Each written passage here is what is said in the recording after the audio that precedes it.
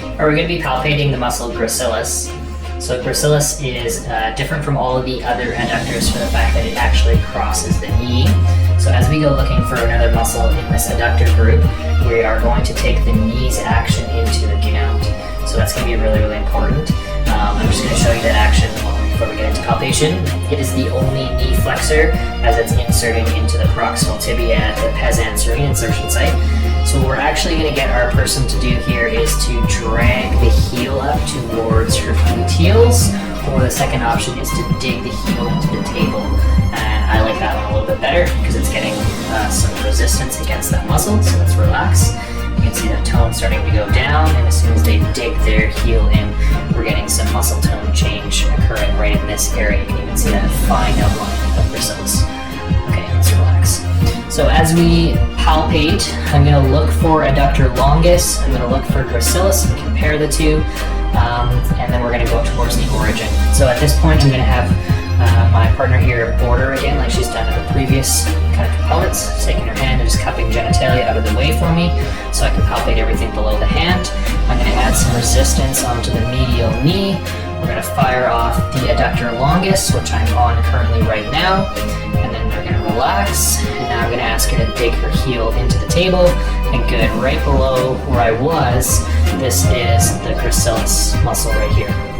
So adductor longus and brevis above, and gracilis, which is technically the most superficial muscle of the adductor group, which means it should stick up on a lot of individuals, but it can be a little bit tricky to find depending on the action that they're performing. Okay, I'm going to follow this up, and as I work my way up towards the origin, I'm going to be sinking in next to their hand, and I am feeling a bony structure here. I'm going to get her to very gently start to dig her heel into the table. Good. And relax back down again. And let's do that one more time. Dig the heel into the table. There's the lift of gracilis, and relax, and my fingers go back down. So this is the anterior body of the pubis, as well as the inferior pubic ramus that I am currently on right in this area. Again, one more time. Dig the heel. Good. And relax. That's great. Muscle travels down superficially along the medial thigh. Can you dig your heel into that table? It is a strap, so it has a similar kind of shape and texture to a sartorius. And you can kind of feel a superficial strap muscle that travels down the medial aspect of the leg. And as we get really, really close to the knee here, sartorius actually goes over top of gracilis. So at the knee aspect, instead of using flexion, which is also a sartorius movement, I'm going to ask her to turn over to adduction by adding some resistance right here. Good. And that's making this gracilis muscle stick up. Versus if she was to dig her heel in the table, I would be firing off semitendinosus, gracilis, and sartorius, the three muscles that all insert together. So that adduction will help me separate away from the other two. I'm going to follow this past the knee joint and into what is known as the pes anserine insertion site. Now, preferably for myself, I like to call this PAM, the proximal anterior medial tibia.